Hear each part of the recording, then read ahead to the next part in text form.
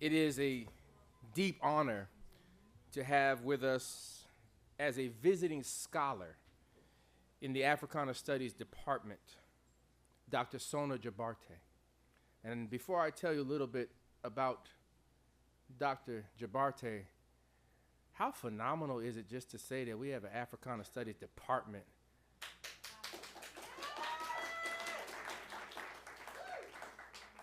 Many of you will remember, and tomorrow morning as we gather, we'll talk about some of the legends whose shoulders we stand on, some of the greats like Dean Earl and some of the greats like Alan Dawson and James Williams, and some of the greats like the first black dean here at the institution, Larry McClellan, and some of the greats like the first black chair at this institution, Ken Brass, and some of the greats like Warwick Carter, Dr. Warwick Carter, and some of the greats like Dr. Larry Simpson. We'll talk about some of them tomorrow, and of course, some of the greats who are still here, like Gabrielle Goodman, and some of the greats like the recently retired Donna McElroy, some of the greats who have really invested their time and their energy in not only their students, but into this institution. Because of them, we are great. Because of the work that they have done, we are great. And as you saw in that first panel, we want to make sure that we, the collective Berkeley, never forget whose shoulders we stand on. And in this season, the Department of Africana Studies is standing on the shoulders of a great one who is with us this semester. She is a global influencer. She is a visionary educator. She is a master musician. She is a renowned griot. She is a fierce humanitarian. She is an effective social activist. She is brilliant. She is wise. She is the founder of the Gambia Academy, epicenter of a movement of which she serves as an architect. It's a global movement to re-narrate the legacy, influence, and impact of Africa, and to inspire new methodologies of empowering the next generation. She is the granddaughter of the great Amadou Banseng Jobarteh. She is the daughter of the great Sanjali Jobarteh. She is the mother of Siddiqui Jobarteh Kojo, who is blossoming into his greatness. She is conservatory trained and nurtured by the elders. She is the first professional female kora virtuoso to come from any of the West African griot dynasties.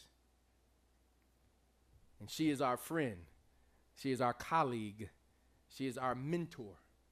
She is one who is investing so much of her time and energy to have moved from across the pond to be here in Boston for these 4 months, to invest in what we are doing, to partner in what we are doing, to influence what we are doing, to help shape what we are doing. And we are excited. We are excited because when we look back to the continent from whence all of this came forward, we know that we're doing something right. When we look to the continent, not in order to go help or to save or to feed or to clothe, but to be bathed in the brilliance, to be bathed in the resilience, to be bathed in the hope of what our ancestors have left for us. To understand that and to understand it well, then we know we are doing something right. And when we do something right, it tends to push up against the status quo. And it makes some feel uncomfortable. And it makes some wonder what in the world is happening. Because they thought that it was just a diversity, equity, inclusion, or belonging project. But this is a movement. And we are so happy, so glad, so honored, and so privileged to have Dr. Sona Jobarteh with us. Please come.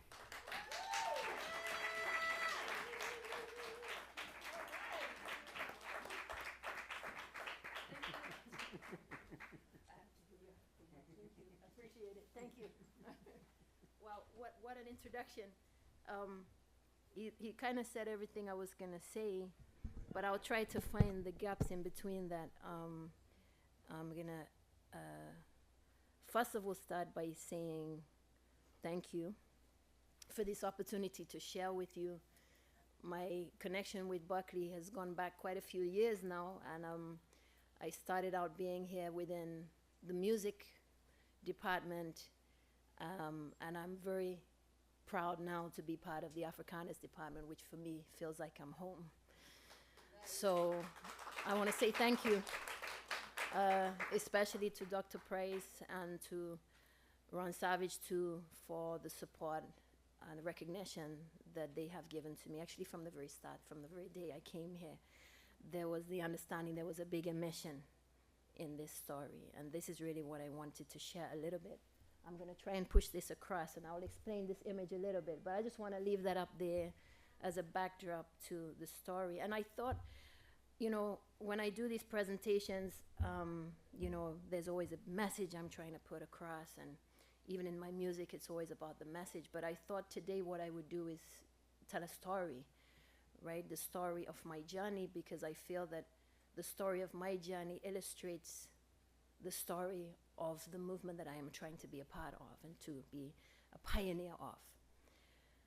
So as Dr. Price introduced me, coming from a background that is over 7 centuries old is my starting point.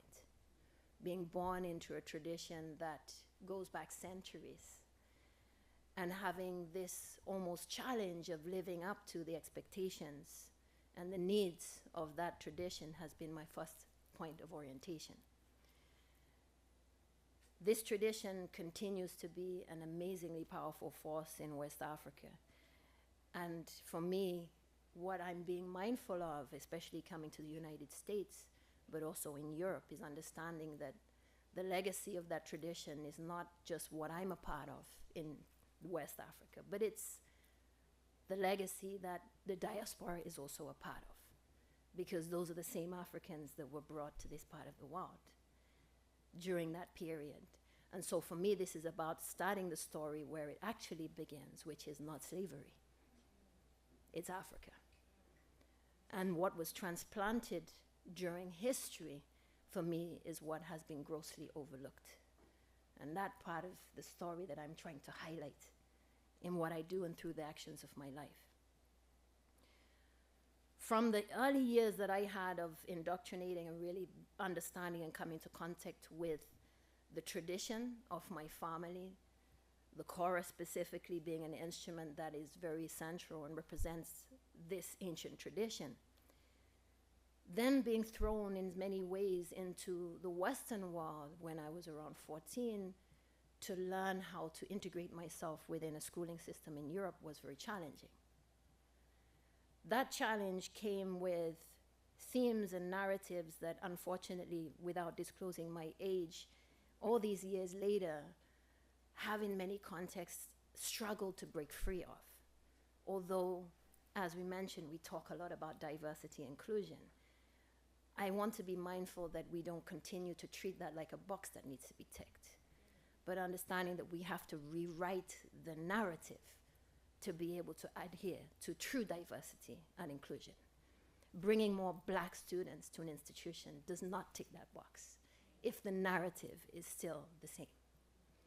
We are just indoctrinating more African people to think the same thing, which is that you are always inferior. And this is a personal story. This is a personal story. So for me coming into Europe, and I went into Western classical training, and I have a lot of respect for that, because that is in many ways influenced the approach that I then applied to my instrument from West Africa to understand a different methodology of mastering an instrument, because in the Western classical tradition, that has been really honed in, right, what it takes to master an instrument. So I always like to acknowledge that, and that is a part of me, and it's something that I've very much harnessed. However, what I was very much aware of throughout all the years that I was in those institutions was I was a box that was being ticked. Not only that, I was in a situation on a daily basis where my main aim was to prove how well I can walk and talk like you, to be accepted. That was my reality. And the praise and the acceptance that I got was bittersweet, because I was never being regarded for what I was representing, but how I could prove that Africans can walk and talk just like you. That was my reality. That was my backdrop. And being forced into this sense of double consciousness, for those of you who know about that movement, that has been a lived experience for me. And what I can accept is, in 2024, Black people are still in that situation on a daily basis of double consciousness. What it takes to be part of an institution like Berkeley.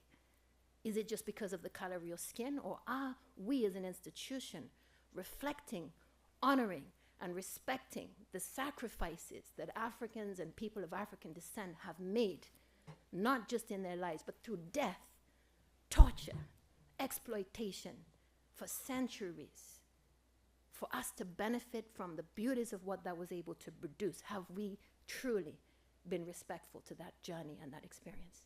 No. That's what I find. No.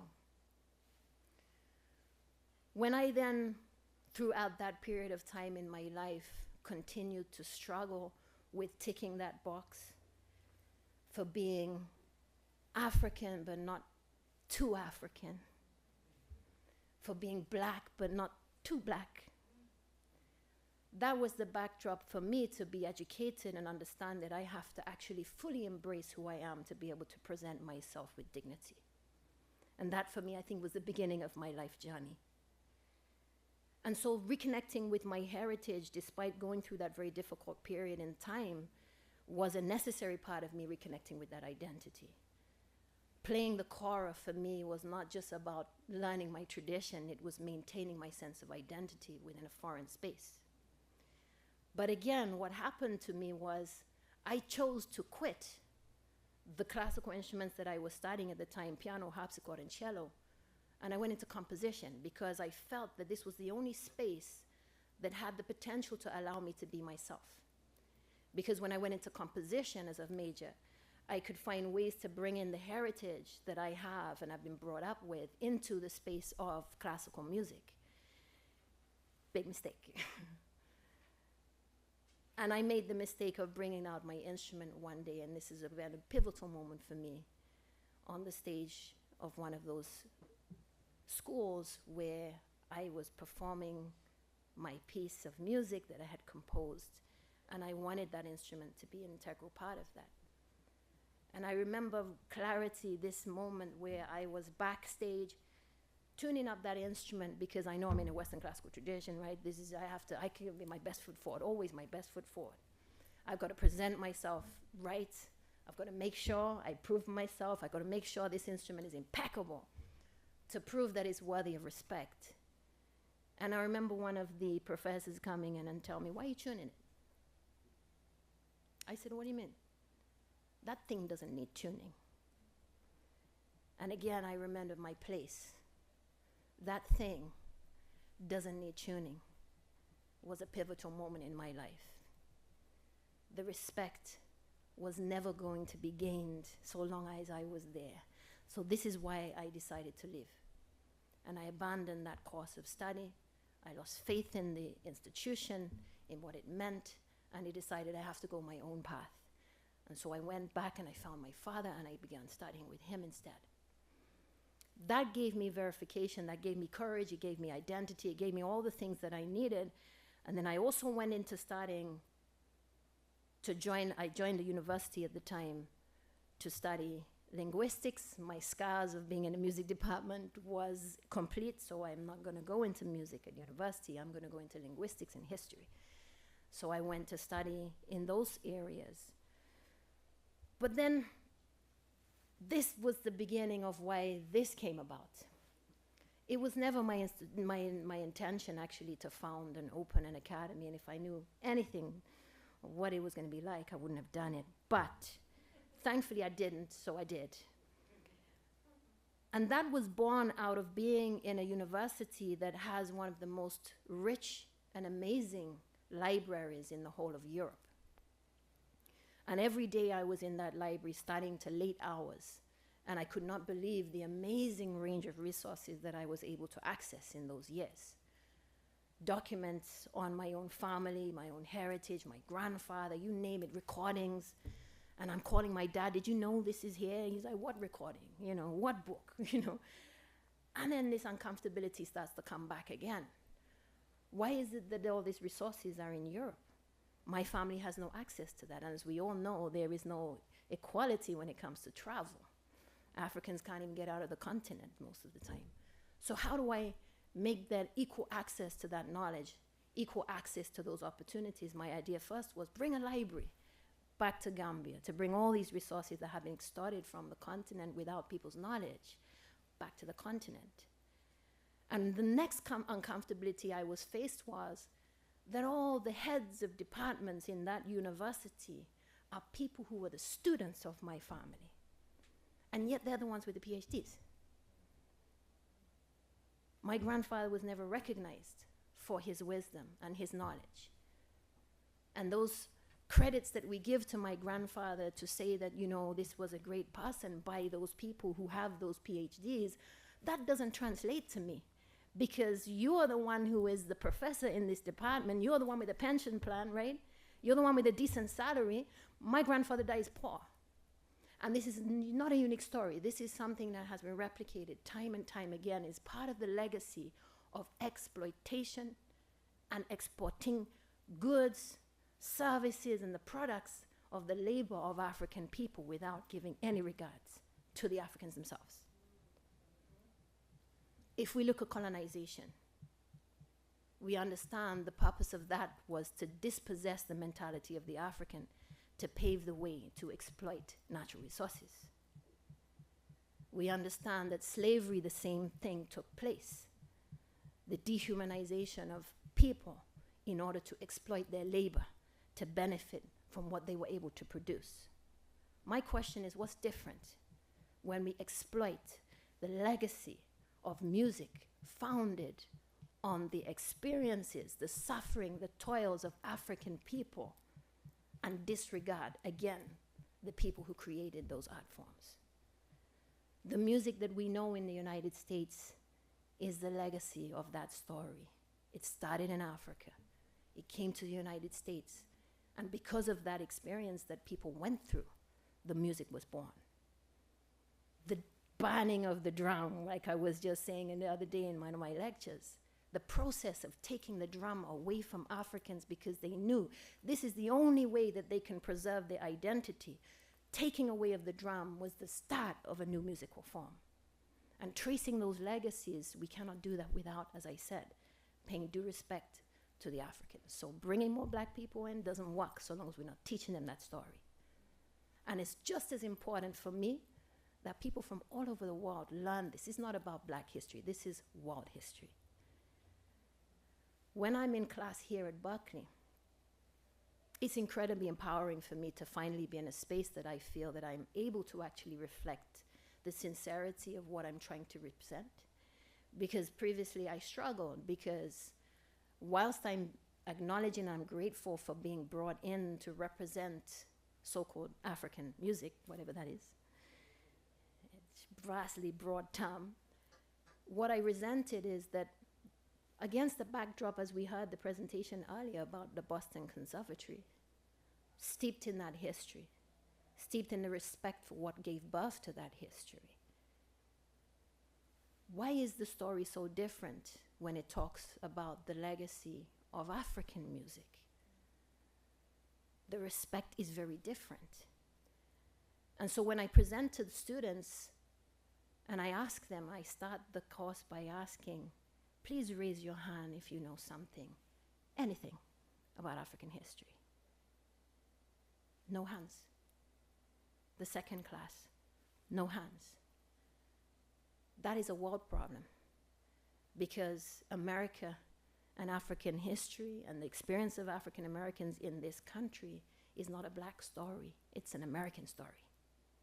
And it's a story that we back on the continent need to know just as much as the people here do. And so I say this is a construct. And understanding that the ignorance that we see universally is not an accident. It's a tool. And it continues to be working very well. What I don't expect, and I think is the flip side of this story, which some of you might be surprised, in Africa, specifically in the Gambia, I can ask the same question. Give me something about African history. No hands. That's in Africa. 2024. How many hundreds of years after colonialism, after slavery, 50 years plus after independence, we still have the same situation. That is not an accident. That's a tool. So what I'm trying to do is disrupt the functioning of that tool.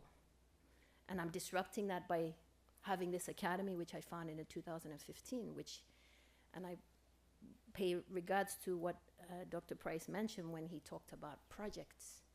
Africa is seen as this playground to implement projects, to bring in initiatives that are here today, gone tomorrow, and to serve who? The volunteers that I openly welcome into the institution that I run, whilst all the intentions are very much admirable, but the system that they are a part of plays no role to our actual sustainable development. Because when you come to volunteer in Africa, you're going to come for 6 weeks, 3 months, then you're going to go back to the States and live your life with an extra bit on your CV that says work experience in Africa. But what happens to the people that you left behind? Where's the sustainability in that?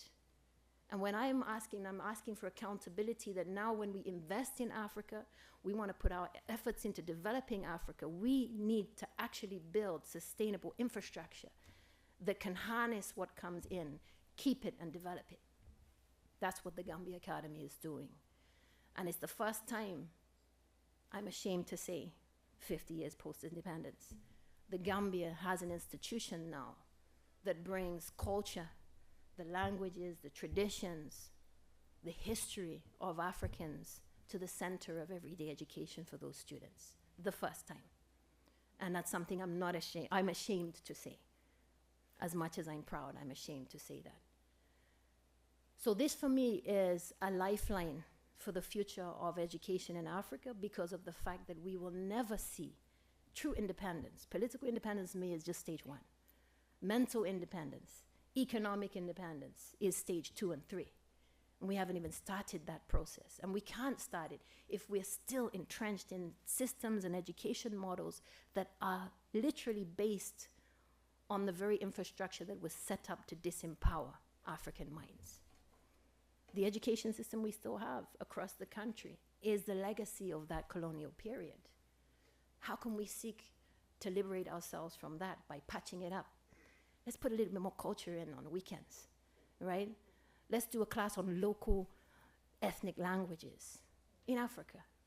I'm having to explain myself to people to say that I'm corrected by people when I say we do music. They say, oh, you mean traditional music? I say, no, music.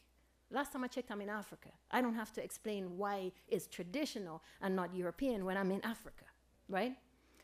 Another person came to the academy and said to me, oh, I'm so proud that you're able to teach people, to be part of learning world music.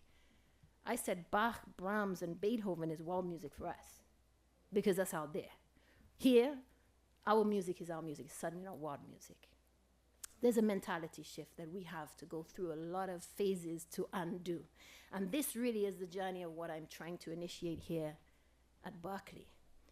And what I shared with my students a few days ago was, despite efforts that have been made to include and diversify the story, or rather the presence, let me say, of the African community, the Black community at Berkeley, not enough has been done to rewrite that narrative up to now. And so when I'm being welcomed here previously to finesse an African music department, which as far as I'm concerned I take very personally in light of what I know it takes to become a well-regarded music in the conservatory. But I'm coming from a tradition that has just as much history, just as much complexity, just as much musical theory, just as much process of becoming respected and regarded by my elders from the tradition I come from. But when I come to here, I'm expected to take part in a workshop for African music. That is the lack of respect and understanding that these traditions have of equal value to the traditions represented in the conservatory. So now my story for me begins because I took a step back from Berkeley when I realized I'm supporting the wrong narrative. And this is why I welcome this re-invitation to come back and share with Berkeley in a capacity that I feel finally is paving the way to give that due regard and due respect to the people who have created the music that we enjoy as a legacy. I'm talking about jazz.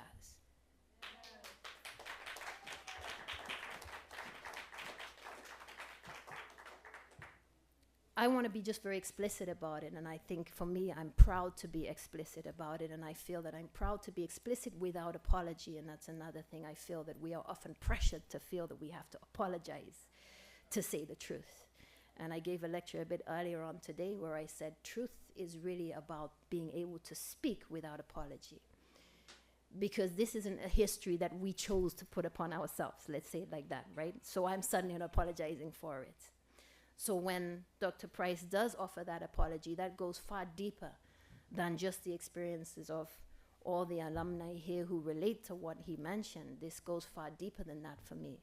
This is about finally facing a sense of accountability that not just Berkeley has, but this country has to the Black and African people here. I've spent a couple of weeks here now teaching, which has been absolutely amazing for me. And like I said, I feel at home in this space that I'm able to occupy.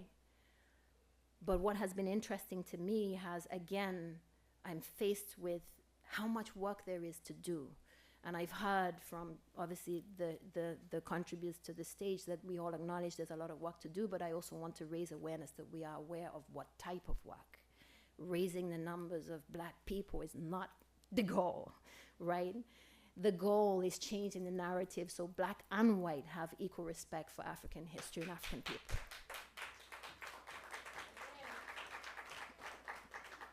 So now being here, this is something that I'm able to contribute to. My vision for the Africaners department and my vision for what I'm contributing and able to contribute is being able to bring that baseline narrative to all the different beautiful manifestations of African culture, Black culture that Africaners department is presenting. But as I say, without that root to explain where these cultures even came from and understanding how much unlearning students have to do to fully understand why these musical forms exist is a process that I'm trying to embark on. And for me, it's very disheartening to see even the number of African and Black students in a university who don't even understand and realize their own culture, who say to me, how do I find my own identity? You have this whole legacy. You can talk about 700 years of this and that. We don't have that. That's painful to me because it means the story of being always constantly overlooked has been internalized. And this is being internalized by the next generation of change makers, contributors, educators of tomorrow. And as far as I'm concerned, Berkeley has a duty to change that. We cannot graduate people coming out of this institution without understanding that truth. We have an accountability. This is what I'm proud to be part of. The Academy is the other side of the story. What is different about the Academy is it's not, I like what you just said about this is now a different narrative. This isn't about how we can help Africa, how we can donate to Africa, how we can SaveTheChild.com Africa. Africans already have everything they need. They've just been taught that they don't. That's the narrative I'm undoing. So now when I've had students who have had the privilege of being here for almost 9 years now, for the first time having a group of young people who understand that and see the world very differently, very differently. And what I'm trying to demonstrate through the Academy is, what if the whole country had this? What if the whole continent have this? What if the whole world had this? And this is not about black and white. This is world history, equality at every level, right? And this is what I'm trying to achieve through exposing this narrative and allowing people to have that space to tell their own story. I like what was said here. Who tells those stories is extremely important, that we start to change that narrative too. Who's speaking for me? No one is speaking for me anymore, right? I can tell my own stories. And I'm teaching my students too. Don't be the object of people's study. We're not going to have any more, we're not going to fund any more PhD theses from Africa. You're going to take those PhDs yourself.